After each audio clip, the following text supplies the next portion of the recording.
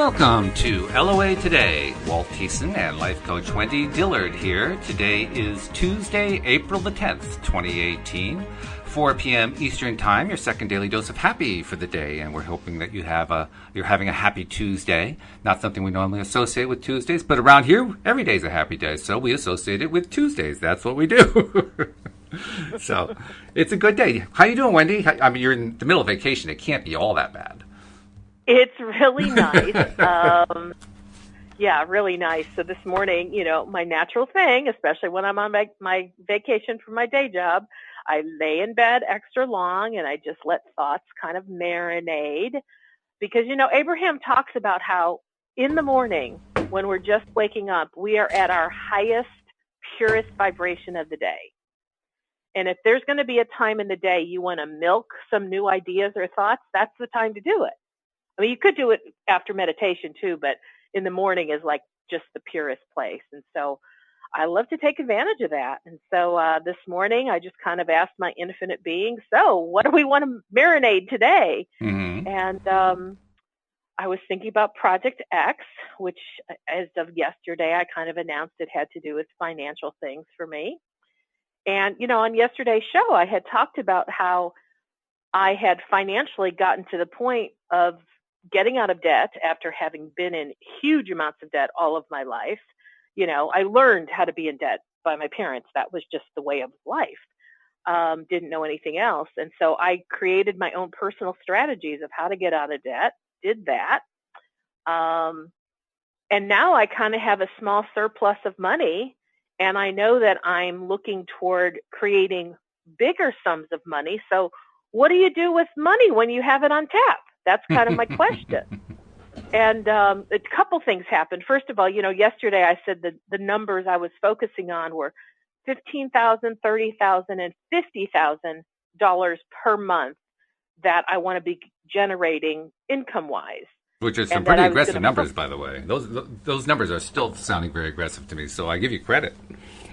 Well, and the reason they feel okay to me is because my belief system finally supports numbers like that. That's a good thing. Because for years, I've had these kinds of numbers in mind, but my belief system was nowhere near, believing in this. So I noticed it was kind of interesting. I noticed that I was focusing on the 15 more than anything else. And I went, why am I doing that? And I'm like, because it was the first number in the string of numbers, 15 being the lowest number that I'm okay with. 30,000 is my what I'm really shooting for, and 50 plus is, hey, if I go past my target, let's go for a bigger number.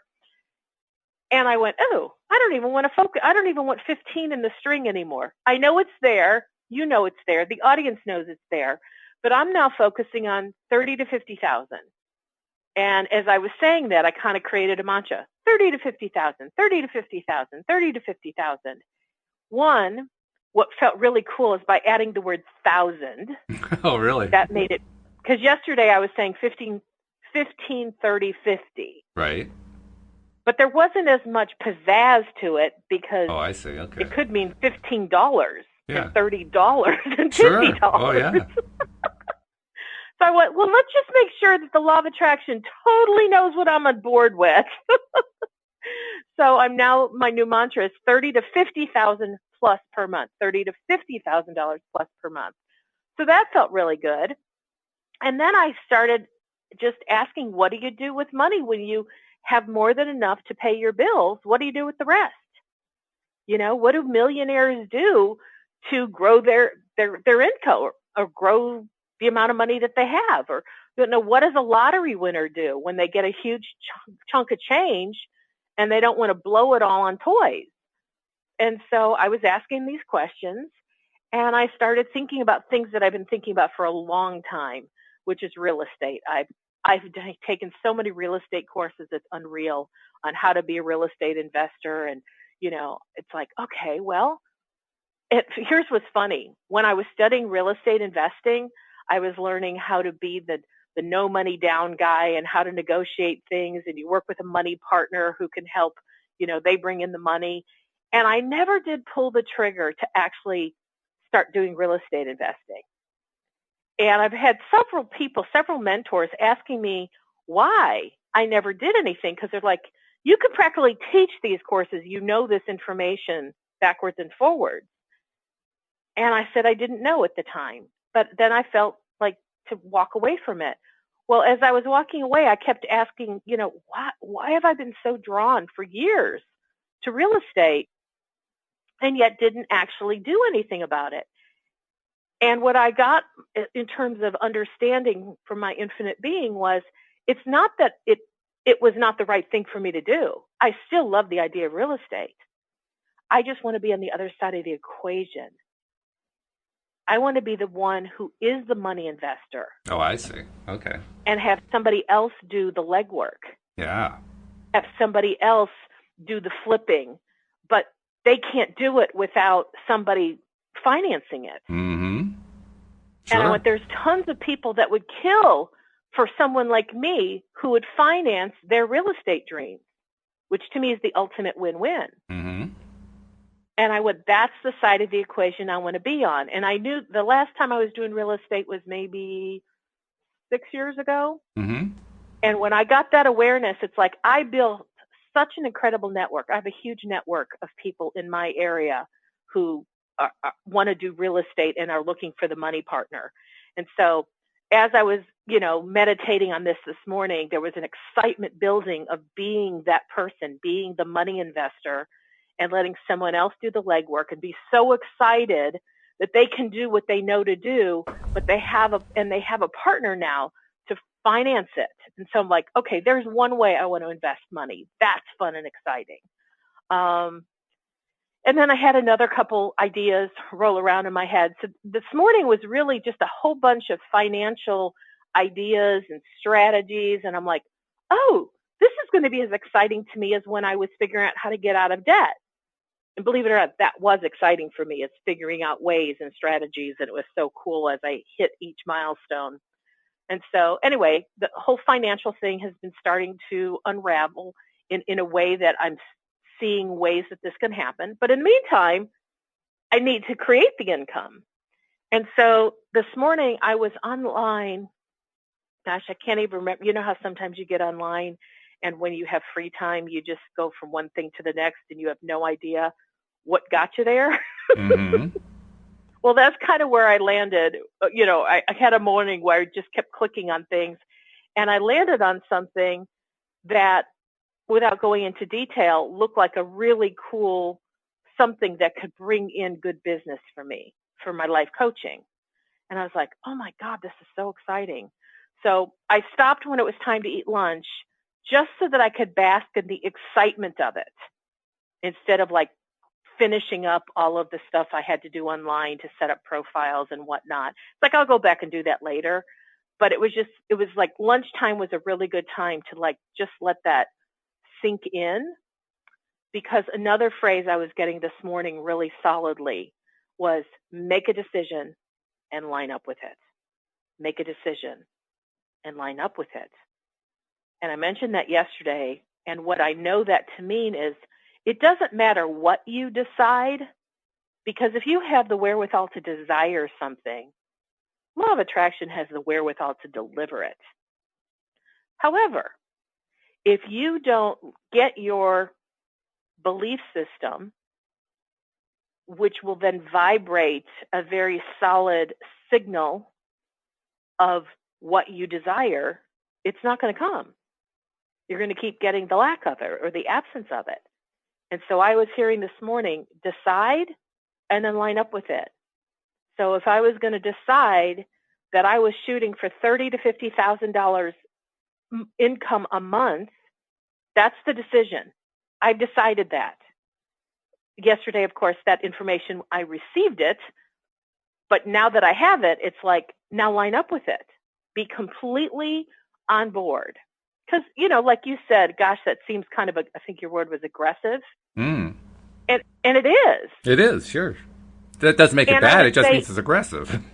Yeah, it's probably just a little teeny bit above me being completely aligned to it. Like okay. It's that's just, pretty close. I'm within grasp. I would say that. It doesn't scare me. I mean, 2 years ago, those numbers would have scared the crap out of me. like, are you kidding? But no, it doesn't scare me. It excites me because knowing that I received those numbers from my infinite being lets me know I'm ready to embark on that challenge. I'm ready to like step up to the plate.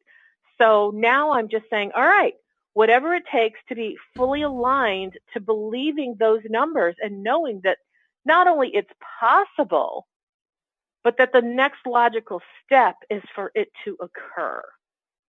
And so that's what I've been focusing on today, which is, okay, whatever it takes for me to get myself in the place where I know the next logical step is for that kind of income to start showing up in my life, I'm on board, and what does it take to get there? Well, focusing on that is the case and focus. And this is where the fun part of where the money is going to be invested comes in, because that to me is really exciting, is to think about, going through my network of real estate people and calling them up and saying, hey, what projects are you looking at? Because I've got cash on tap and I'm wanting to invest it someplace. Are you the one? And that part is so easy for me to be thinking about, because I don't know if you can kind of hear it, but it's a different vibration from thinking about, can I earn X number of dollars? Or how do I increase my current income? That has a little bit less believability, or that one's a little bit more difficult to pump up than it is to just dream big about being a money investor in real estate, because that's easy and exciting for me.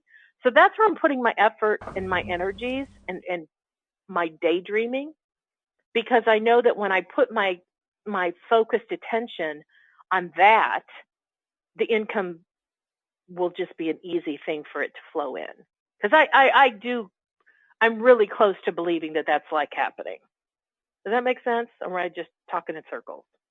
Yeah, I mean, I think I can kind of get where you're going with it. The main thing I think is that it's just so exciting that you've gotten yourself to a place where you feel so confident and so good about something that a year ago you would have said, that's crazy.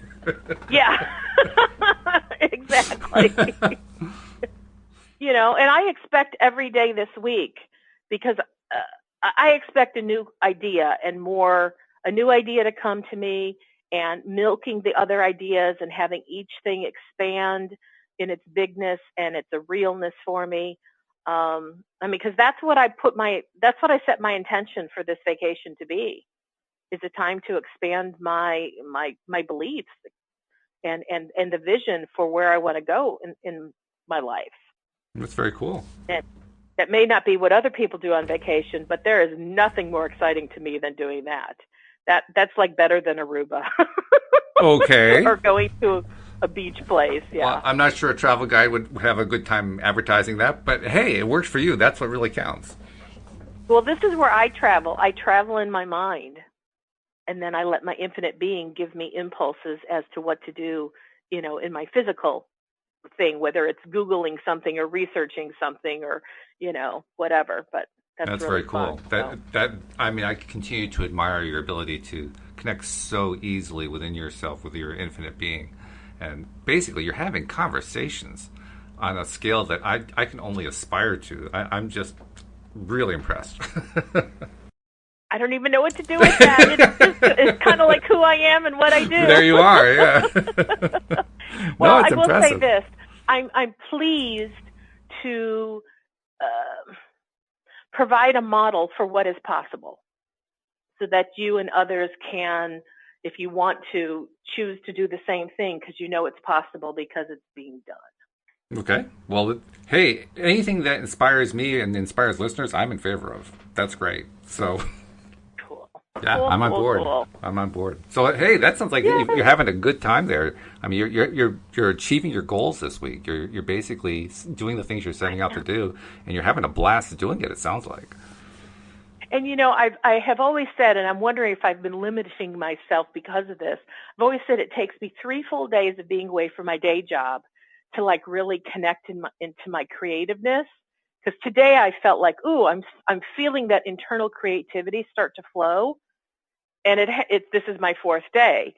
But then I thought, if I were to change that to it takes me no time at all to jump into my creativity, I wonder if I could stop wasting those first 3 days.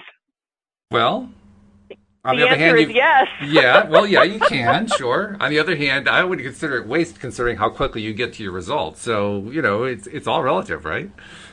That's true. That's true. So what's going on in your world, Walt?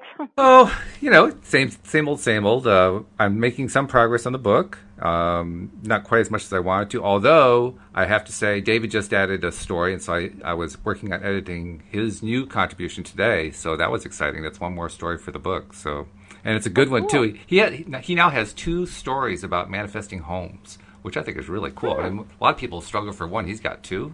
I'm jealous. So he has 2 at one time? Well, there are 2 different occasions in his life, but there are 2 separate stories that are included in the book about how he manifested exactly the kind of home he wanted. Ah, okay. Yeah, which is cool. Got it. It's great, and the way he does it, I mean, is textbook perfect. The way he does it, I mean, he has absolutely no doubt that the universe is going to deliver as long as he stays true to his belief, and he stays true to it, and it happens, and it's great. It's a wonderful story each time. When you started to talk about it, I thought you were saying that he not only manifested one house, but now he's added a second home.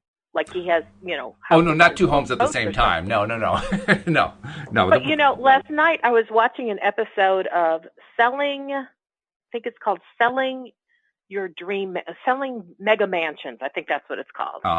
And so this realtor was her client was this man from Dubai, and he wanted to start investing in the States.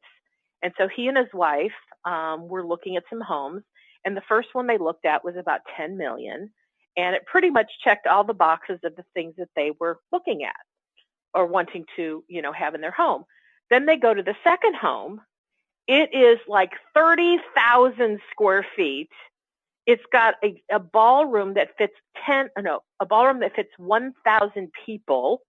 I mean, this house was huge, indoor swimming pool and outdoor swimming pool. It was just gigantic.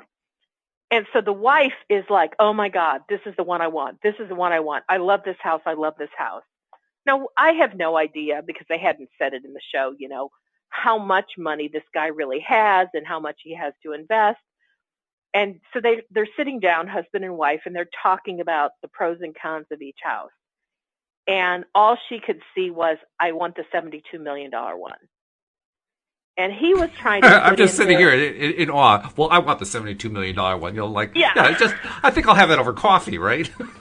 Yeah, but he's saying, now, I love it. Kind of look at this. I mean, the other house is only $10 million. And it had the tennis court that he really liked.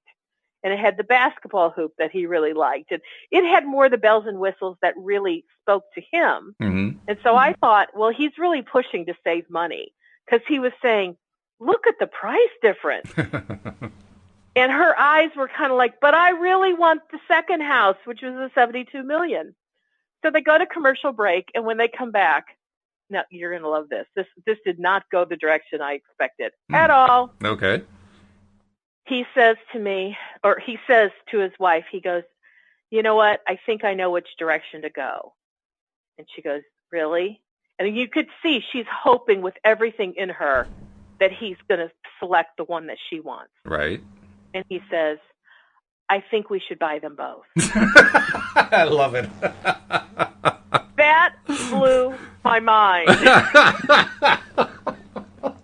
And she went, what a great idea. So, of course, the realtor is just, the realtor is going to get some huge commission. Oh, yeah. And I thought, what must it be like to have so much money that instead of making a choice between one or the other, that you can say, I'll have them both. That to me was like, oh my God, I love that. And I want to, I'll be honest with you, I would not have wanted that 30,000 square foot house. It was way too big. It would have made me crazy. But anyway, I want to be in a place where I don't have to pick between two things that make me happy. If I want to choose to have them both, I want to be in a position to do that. And I went, wow, I would love that level of financial freedom. Yeah. That I could choose both. I'm like, I mean, I know Esther Hicks. I can't even count how many houses she has. Really? I have no idea. How many does she have? Well, I mean, I've heard them talk about the one. San Antonio Right. is where their headquarters Yes, is, the so I main know one, she has a right? house there. Yeah. I know she has one in Utah. I think she has one in Colorado. And I want to say she has one somewhere in California, but I don't know where. So there's at least 4 houses. And it's not like she sells one and then moves to another one. She just acquires them so that when she's in that area, she has a place to be living. Wow. And I thought, and one of her most favorite things to do in the whole wide world is interior decor. So she loves picking out things to furnish her homes. And I went, that's my favorite thing to do in the whole wide world. I think that would be Louise's favorite too. She'd love that part. Yeah. And so I was thinking, okay, so as I start to increase my income, what am I going to do with the house I'm in now? Now, because this is the first and only house I've ever lived in that I had purchased, even if I leave here before the mortgage is paid off, the truth is I want to actually pay this one off. That to me would give me so much pleasure to pay it off. And so I was looking at my new numbers and my new strategies, and I went, okay, well, when I'm making $30,000 to $50,000 a month, I could start knocking off this mortgage, and I could have it paid off in a year. I'm like, yeah, that would be cool. And I went, okay, then what do I do with it when it's paid off? And I went, well, if I'm ready to move and go to like my next dream home, because I knew when I bought this wasn't my dream home. It was just a really big starter home. Okay. So I thought, I think I'd like to keep it. I don't think I want to sell it. I think I would rent it because that becomes passive income. And I'm like, ooh, I like the idea of that. And then I went, do I want to stay in Texas? Maybe. But maybe I'd want to maybe I'd want to be one of those people who have a couple homes. So depending on the season, I could go to the place that has the weather that makes me happy. I went, well, that's a cool idea. I'd never considered that before. So these are the kinds of places and things that my brain was just entertaining today. And I know when I entertain fantasy imagery like this and ideas, it's like the universe doesn't know that I'm imagining it or if it's something I'm truly desiring, because it's all the same thing to the universe. It means I want it. And I do. I kind of do want a house in maybe a couple, 2 or 3 or 4 houses that will all be in the right climate for me at different times of the year. But this is how I spin my ideas. And I'm purposely just kind of just gushing with it right now because I want to give people an idea of how do you spin the ideas? How do you imagine what you desire? And this is how I do it. Plus, you're actually perpetuating your own gushing. You're building your own emotion by doing it. It works both ways. I mean, you're fueling yourself by doing this. Oh yeah, I mean, I was already doing it once today, but now in the retelling, I'm boosting the excitement on all of this stuff. In a big way. Absolutely. Oh yeah, that's huge. Absolutely. That's really huge. I mean, that to me is like the best example. Knowing that yes, you've set an intention, and then you got excited about it, and then you found another opportunity, the podcast, to get excited about it again. And that's the biggest lesson. We want to keep looking for opportunities to find new ways to get ourselves to keep reliving the dream, reliving the joy, reliving the excitement, because it's the emotion that drives everything. And chances are good that I'll probably share these ideas again with Keisha. She's probably listening to the show and she'll go, "Oh, I love what you were talking about," and then we'll talk about it again. Yep. Sure. Because building momentum, even on your own personal story, is also building momentum with law of attraction. And so whatever things, like all these different things I've talked about just now, I would imagine by tomorrow we'll start building even bigger, or I'll have new insights about them. Because the more I talk about them, the more I'm excited by them, the more law of attraction is actually adding to the thoughts. And so I've already begun to build momentum in a really powerful way. Which reminds me, yesterday I was in my conversation.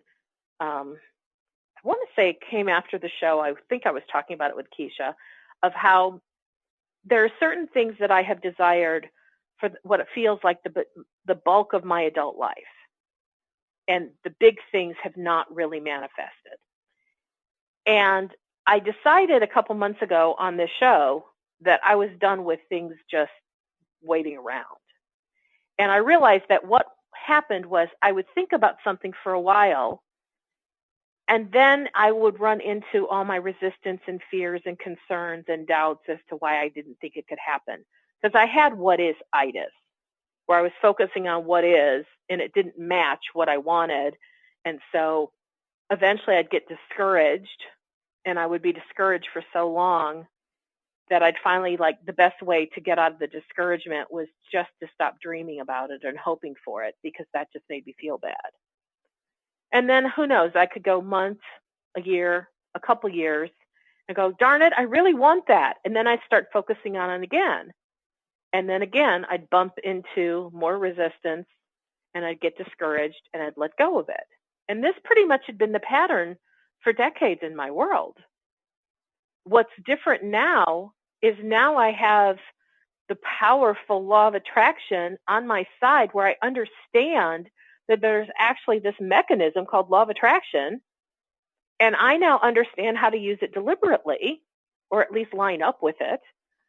And so what I had been doing in the past was I had been losing momentum. Like, every time I'd start to get momentum built, if I found a crossroads where I bumped into a pocket of resistance, instead of finding a way to get through it or reducing that resistance, I quit. And then I'd wait until I had quit for so long that the pain of not having what I wanted would be so big that I would start all over again. And I realized I have allowed myself to do the stop and start game for decades. And all it did was hurt, because every time I'd stop, it was because of so much disappointment and discouragement. But now where I am in my life is, oh no, once we have momentum at our back, we just keep going. If resistance shows up, we'll figure out what to do with it.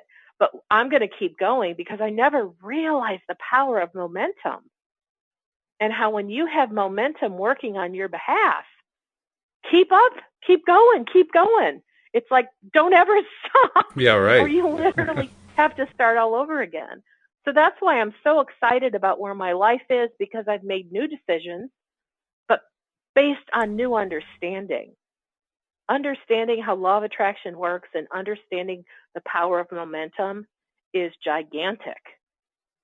And it's going to perpetuate me moving forward until I have the manifestations of things that I desire. And that works for all of us. It does. It's interesting how you told the story about how, over time we can go through like a stop, start process. I've certainly done that. I think probably most people do that to one extent or another. The reasons behind it will vary, because each person has different stuff they're working on. But the bottom line is, it does happen over and over again. And I like the idea that you're saying this is something that doesn't have to continue. It can actually be changed, and that we can actually incorporate this extra tool called momentum in the process. Because momentum, that's not a concept we really hear a lot about. Mm-mm. It's a concept we should probably include more. I mean, especially based on what you're talking about here. But the momentum plays a big role. Abraham started talking about momentum, I want to say, about a year ago. Mm-hmm. And they said that the word momentum, from their perspective, is synonymous with law of attraction. That law of attraction equals momentum, and momentum equals law of attraction. Mm. And that took me a little bit of time to let that sink in, but I went, huh. So what I finally figured out they were really saying is, when you employ law of attraction to get on board with anything that you choose to give focus to, when you do it often enough, momentum begins to build. And that momentum is actually an aspect of the law of attraction. It's not separate from the law of attraction. It is the law of attraction at work. That's an interesting point, and I can kind of visualize it, which is interesting for me to say because I have repeatedly said how much trouble I have visualizing. But to the extent that I can create a scene in my mind, I can kind of visualize that because the way it sounds to me, like when we talk about starting some kind of manifestation, it starts with a thought, right? And so we have a thought, and then there's that 17 seconds and another thought, and so on and so forth, and up to 68 seconds, and now we're starting a physical manifestation. Well, what we're really describing there is a building process. You could kind of call it an expansion. That seems like a word that would work, but mainly it's a building process. It's a growing process. It's letting the idea, the nascent idea, grow over time by focusing on it and thinking about it and bringing more thoughts in and more thoughts in until it starts to become a bigger and more complete entity, if you will, for lack of a better word. And through that process, there is, through that growth, through that development, we're taught there is vibration involved. Well, if the vibration is tied to the growth, then the vibration's got to increase. And if the vibration increases, well, that would be a nice description for momentum. Mm-hmm. So it actually makes a lot of sense, but you have to take some time to work it through in order to get to the point where you see the model that way. Well, and so if you look at what I had been saying had been happening in my world for many, many years, if I would put some really intense focus on something, for a while, I was really getting law of attraction to like engage, and then there was momentum, and there was momentum. Now, here's what I do know that happens. You have any level of resistance on that subject, the more momentum you have, and the more law of attraction is like bringing that thing toward fulfillment, then resistance is naturally going to pop up so that you can address it and move it out of the way so you can keep moving. But what I was doing, and I think many others do this as well, is it feels like such a huge roadblock that if you don't know what to do with the roadblock, you eventually go, well, the roadblock is the end. It's the end of the road.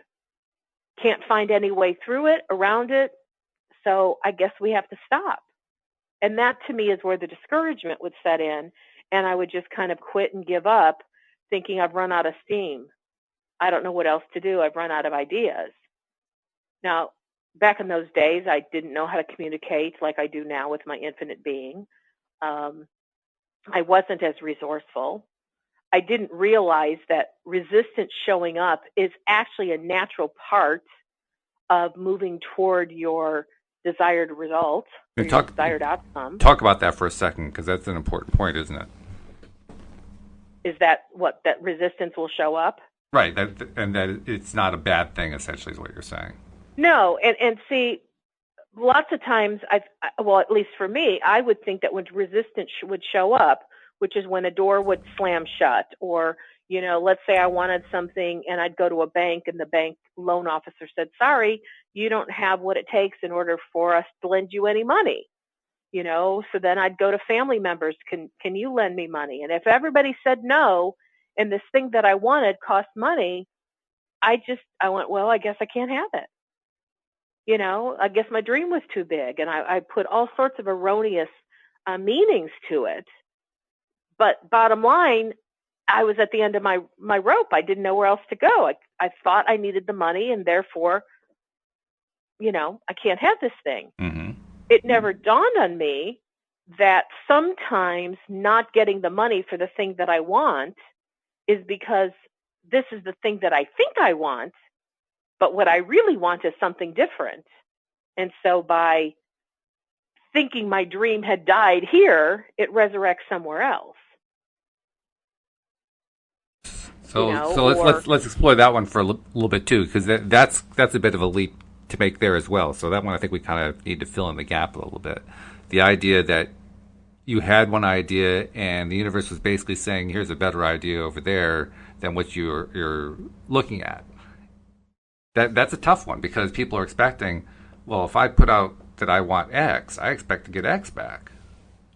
So when I wanted a job because I needed income, and I really thought the job I wanted was over here working at this bank, I get through 2 interviews. Everyone says, oh my gosh, you're fabulous. We can't wait to have you come on board. There's just a 3rd interview. It's just what do you call it? A formality.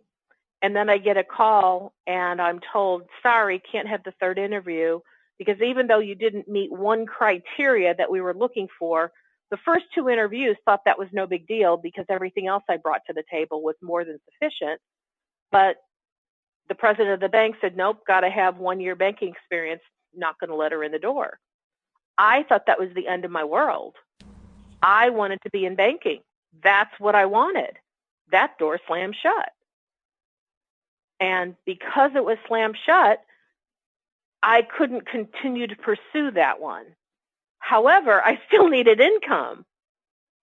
And in the how else am I going to get income, I looked at what other resources I had available. And I went, well, I know how to sew. I guess I'll see if I can use my sewing skills. And as soon as I went down that avenue, like the first day of making phone calls, I was hired on the phone to start the next day. They didn't even see my portfolio of work. That's pretty wild. So at that time, what I thought I wanted so bad was to work in banking, but the universe diverted me by slamming that one shut because I really believe the universe slammed that door shut because for all other purposes, I should have had that job. But instead, it caused me to look at something I swore I would never do, which is use my sewing skills for money. And that's how I did get hired. And that's what eventually led into the most fun career I could have ever had, where I became a freelance costume designer. That wasn't the first job. It was just through contacts and networking after I'd gotten that first job at a costume shop. I eventually met people that said, hey, would you come work for us? And would you do this, this, and this? And that was such an incredible career. And so law of attraction totally knew, my infinite being totally knew what would fulfill me and satisfy me on every level. And I was so mentally focused on getting into banking, I could not see any other options. And because I was not willing to look at any other options, I believe the only recourse the universe had was to slam the door shut on banking for me, which forced me to look at what I could do because now I was really desperate for money. And I went, well, I can sew. I know that those are marketable skills. Let's see what will happen. And boom, that opened the pathway for me to be ultimately satisfied in my career. And it led to other stuff too, didn't it? I mean, it led to your current job and to your launching point for what the next step is with whatever Project X is. I mean, you've given us some clues, but we don't really know yet. I don't know because I retired from costuming in the year 2000. So what I'm talking about got me to the costuming career. It was fabulous. And then after doing it for 15 years, then that one felt like I enjoyed it, but now I was ready to move on. And so then I got into the corporate world, which is where I am now. Oh, okay. So one didn't actually lead to the other. I made a connection that wasn't there. Okay. But the point, because you wanted a little bit more explanation, I was desiring a new career. I was desiring to make income. That was the big, this is what I'm working on. And I was putting all my effort into focusing on creating income so I could stay in the apartment that I loved so much. But the direction that I was going in, which was banking, it was looking good. But then the resistance that was created was when the president of the bank said, no, we're not hiring her. She doesn't have a year of previous banking experience. And so that to me was big time resistance. And it felt really horrible. And I cried for days. I was so upset. I didn't know what to do. I was very discouraged. But because I had to find income. That was like, that was just, it had to happen. That's when I started looking in other directions. But like, if you look at the whole experience that I went through, I was looking for income. And when I ran into a big door that was slammed shut in my face, I had to address that. And how I addressed it was, I guess going into banking is not going to be what I can pursue right now. So what I thought I wanted, I had to turn my attention elsewhere. So basically, you amended your other possibilities. You amended your wishes based on what your experience was then. Yes. But see, now if we go back to like why I started talking about this, if I talk about Project B, which is Project Body, I started gaining weight, by at least 8 years old. So I've been an overweight child, overweight adult, my whole existence. So when I'm wanting to get, obviously my desire has been to have a thin body. Well, not obviously, but that has been my desire, to have a thin body. Every time I'd work on that, I would hit some place of resistance. Like, let's say I'd go on a diet and I would lose X amount of weight. Let's say I lost 30 pounds and I felt really good. But there was something about the diet that was not sustainable for me. Most of the time it's because I didn't even like the foods I had to eat. It got the weight off, but it couldn't help keep the weight off because I just couldn't commit to eating these foods for the rest of my life. There was just something about it that was just unbearable. And so then I would gain the weight back, of course. And so to me, gaining the weight back was more resistance. And then I get discouraged because I think about going back to day one of the diet, and it's like, oh, I cannot go back to this again. If I eat these foods anymore, I'm going to scream. It's like I went on Nutrisystems. And it was really fun because I bought a month's worth of food. And for the first 2 weeks, it was fun. I was losing weight. And I'm like, yippee, yippee. But it was like eating cardboard. Yeah, I remember you said that. When I got to week 3, I went, the weight loss was fun, but I can't do this forever. Like, my willpower is burnt out. It was willpower that I used to make myself eat cardboard for 2 weeks. I just can't keep going. Just can't. It's interesting, too, because that's not the way we normally hear the word willpower used. Normally we think of the word willpower in terms of sticking to your diet and staying within a healthy diet and so forth. Whereas for you, willpower was trying to get yourself to eat food that tasted terrible to you. Yeah. That was the diet. It was still a diet, so I was still using willpower to do that diet. It was cardboardy food. It was nasty. I think Marie Osmond, it lies on those programs and on the commercials, and I love Marie Osmond. Well, she has a cooking show, too.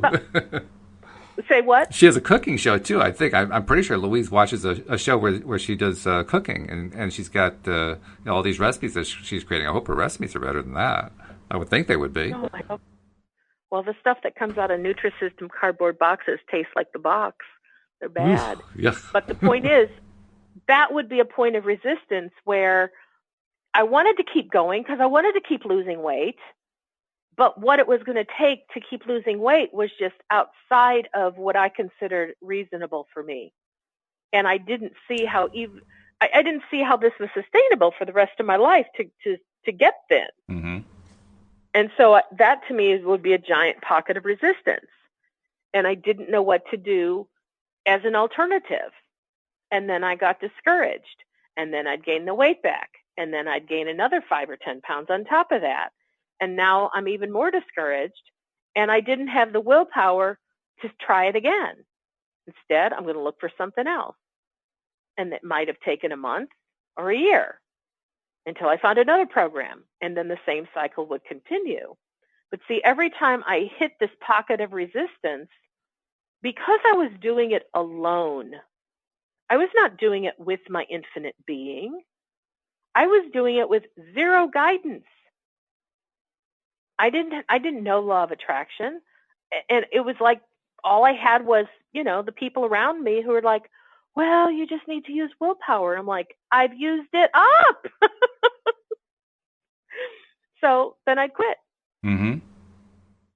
And so sure, I had the momentum of eating the cardboard every day, and I was losing weight. What kind of But it was momentum? just, Holy cow. it wasn't sustainable. Yeah. And to me, that's why eventually, and this might have been 10 years ago, I found the word sustainable, as in like, wow, this is what's been missing from my life.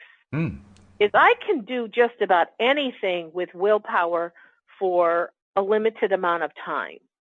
But when the willpower runs out, I couldn't sustain whatever program I had been on. And so I decided I was done with all that. And unless I could find something that was sustainable, I wasn't interested in another stop-start endeavor. And so law of attraction for me is sustainable. I understand the rules, or the principles. And the best part is I'm now connected to my infinite being, where I can get continual guidance, and I'm never alone in this project anymore. And I'm never asked to use my willpower, because law of attraction has its own momentum. And if I work within the principles that law of attraction espouses, willpower is not necessary. It's a hard concept, though, because we're so used to the idea of using willpower to do anything from getting a job or keeping a job to finding a relationship to dealing with a health issue to whatever it might be. We're used to using willpower. That's what we do as human beings. Oh, yeah. Just like we're used to efforting, taking action and pushing against resistance. I mean, when you push really hard with your effort and it's difficult, that equals you're in resistance. Now, it doesn't mean you can't manifest something even when there was resistance, because, my God, that's what I did most of my life. I didn't know law of attraction. I didn't know that you could make a decision, get aligned to your infinite being's thinking on it, and then it's easy and effortless. Didn't know anything about that. So I had tons of resistance in my life, and I used my willpower and my perseverance and my personal determination to push through every obstacle that came in my way. But there came a point, probably in my late 40s, I started to feel, oh my God, there has to be an easier way. Like, I knew that I could push my way through anything, but it takes a lot of energy to do that. And the more I did it, the more I started to go, I'll bet there's an easier way, and I don't know what it is. But if I did, I would choose it. And that's when I learned law of attraction. And I went, oh, this is the easier way. There's no efforting in this. As a matter of fact, the more I tried to use it and the more I was efforting, the more I heard Abraham saying, stop efforting. Like, get out of our way. We'll do what you need us to do, but you're in our way because you keep using willpower and action and effort. And I went, oh, I have to get out of the way. That's interesting. Not always easy. I think about that one. Go ahead. Not always easy to do. Not always easy to get out of the way, because we do want to take action, and we're action-oriented people. That's what we do. What we're trying to learn, I guess, is trying to learn the difference between taking action in order to make something happen and taking inspired action because we're just inspired to do it because it's fun. Well, so an example, yesterday I felt guided, which that was inspired action. I felt guided to go on the internet and to look at one of my email tools that I have with an autoresponder and all these fun little bells and whistles. And I was looking at it and I was playing with it and I was getting some ideas and doing some exports. And all of this felt really good. I mean, I was checking in with my feelings. This all felt really good, real positive. I felt like I was going in the direction I needed to. And then I kind of hit a wall and went, now what? And when I hit the now what, I started to, and in my words, effort, like, well, maybe I'll do this or I'll try to do that. And I was so aware that the energy had shifted from just this real ease and flow of like, oh, this is fun, like rediscovering all sorts of fun things, and it all felt wonderful, to it didn't feel wonderful anymore. And I literally felt okay, I'm going to use my determination and I'm going to power through. And I went, oh, wait a minute, I'm in a different energy. I don't power through anymore. That is not the way I like to work. So I asked my infinite beings, so now what? And I heard, just let it go. Like, you did all you needed to do for right now with this one. And I went, okay. And so today, when I was in my, space of letting all sorts of ideas expand this morning when I was laying in bed, I got some new exciting ideas as to what to do next. Such as what? And so I went back to the computer and I started playing with it with my new ideas. And I went, oh, this is cool. And I kept playing with it for about 20 minutes. And then I went, okay, but I don't know what to do next. And this time, instead of powering through, I heard, that's all for now. Like, you got some new data. You went and employed it. Now you have some new data, but you need some more before you keep moving. So stop for right now and just hang out. And that's where I'm at, in this moment. And I kind of love it because I get some insight and then I stop and then I get some more and then I stop and then I get some more. And I don't know if this is how it will be for the rest of my life, but I will tell you right now, it's as though I'm in a practice mode. I'm practicing paying attention to where the guidance is and where the ease and the flow is versus the power through, push through willpower space. Mm-hmm. And the moment I sense the difference, that my energy's changed, it lets me know I'm outside of the alignment with my inner being. And so then I just stop and go, okay, I'll wait for the next piece of information. And so this is kind of fun for me because I feel like I'm getting great awareness and I'm getting better acuity in my ability to sense when the energy shifts. And I know that's a skill that will benefit me for a lifetime. And so I'm willing to engage in these exercises as I'm learning this. And I take it that it isn't in any way seeming restrictive, that you only do this much and then your infinite being says, okay, stop right there. And so you stop until you get to wait for the next instruction. It almost, from one perspective, it sounds like you're just, you're being manipulated by the other side. You're being, controlled, but that's not the way you're experiencing it. Mm-mm. Yeah, I'm not experiencing it that way at all. I'm really enjoying it. It feels like I'm playing, it's like a scavenger hunt, where you're told to go do something and get a clue, and then when you get to that space, like location number 1, then you get the next clue to go to location number 2. Mm-hmm. And so to me, it's like, okay, I did location 1 yesterday when I went and did whatever insight was given to me. And then it's like, okay, that's all you get at that location. Now you have to wait for the next day's download, if you will, to like give you the next set of clues. And so it doesn't feel manipulative at all. It feels much more like I'm engaging with my inner being and learning the sensitivity of understanding the messages. And that's been a part of my big, huge desire. I want to be so sensitive to my inner being's leading that, my life always has a gentle ease and flow.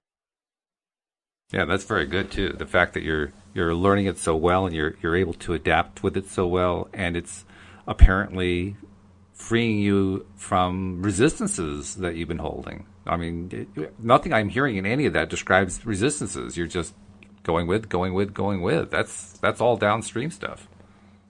Well, and every time there is resistance, and I'm recognizing it, that's when I let go. Like, oh, I don't like resistance. Does not feel good. Yeah, sure. Well, it's not always easy to recognize it, but that's the great part. You're recognizing it quickly. I mean, you're recognizing it and just like dropping it right away. I feel like I'm on. I'm learning to have that recognition. That's what I call the sensory acuity. I'm learning to be sensitive. The moment the energy changes from ease and flow to resistant, boom, I want to make that acknowledgement, stop where I am, and then reassess and go, so what do I do now? And lately my guidance has been let go of it until you get the next piece of guidance. But simultaneously, I get guided, okay, now start working on this other project where there's ease and flow. So it's not like I sit at the computer for 15 minutes, do what I need to do, and now I have to can't go back to my computer till the next day or whenever I get new information. I've got multiple projects running in my head, multiple projects. So there's all sorts of different things I'm doing on the computer. It's just that one thing, I could only do so much on it. Okay. Well, I mean, no matter how you slice it, it's great. And I can't say I totally get everything you're saying. I like the sound of it. I like, everything that you're describing in terms of the energy of it. It sounds fabulous. I don't think I fully grasped it yet, but I'm close. I can feel it. And I'll be interested to know, I mean, if there are any listeners who want to give their feedback about what they're hearing, I'd love to hear that too. Because yeah. I think you're really onto it here. I think you're onto it in a big way. Well, it is. If it wasn't so exciting to me and fun, I wouldn't be doing it. But it is fun. I love discovery. I love, I love knowing that I'm actually catching on to what resistance feels like while it's in, like when it just begins. Instead of waiting a week and going, oh, crap, I've been in resistance for a week. How come I didn't figure this out Well, that's sooner? true, yeah. And I can't say that it's taking me a week either when I'm noticing what a resistance is and saying, oh, that's a resistance. But I'm just impressed at how quickly you're processing it. I mean, it's like we're talking nearly instantaneous here, which is really something. That's the part I'm having trouble grasping. Wow, you're so quick. And I'm only quick today, but I wasn't when I started. Well, okay. Remember what That's I told fair. you once, that when I went to therapy in my late 20s, early 30s, that it was taking me 2 weeks to have a feeling of an occasion that happened 2 weeks before. I had a 2-week delay on my feelings. So I wanted, and my therapist said the goal is to get it to where you have the feeling the moment you're experiencing something. Which at the time I thought that was never going to happen, because if it was taking 2 weeks, how on earth was I going to get it down to experiencing my feeling in the minute I was having the feeling? Mm-hmm. But that's kind of where I am now.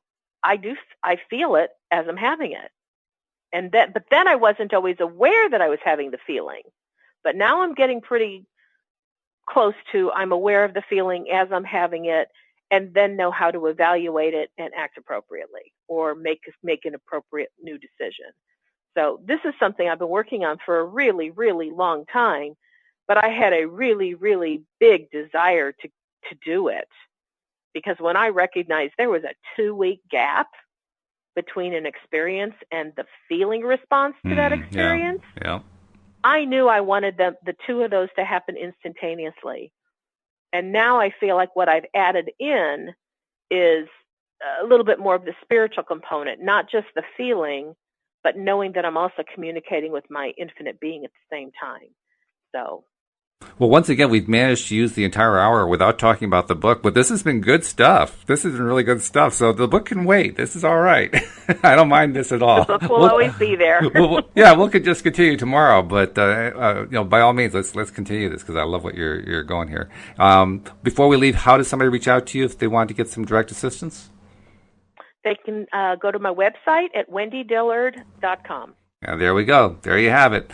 Wendy, it's been a pleasure. Let's do it again tomorrow afternoon. All righty. And we'll see you all tomorrow here as well, here on LOA Today. Goodbye, everybody. Bye-bye now.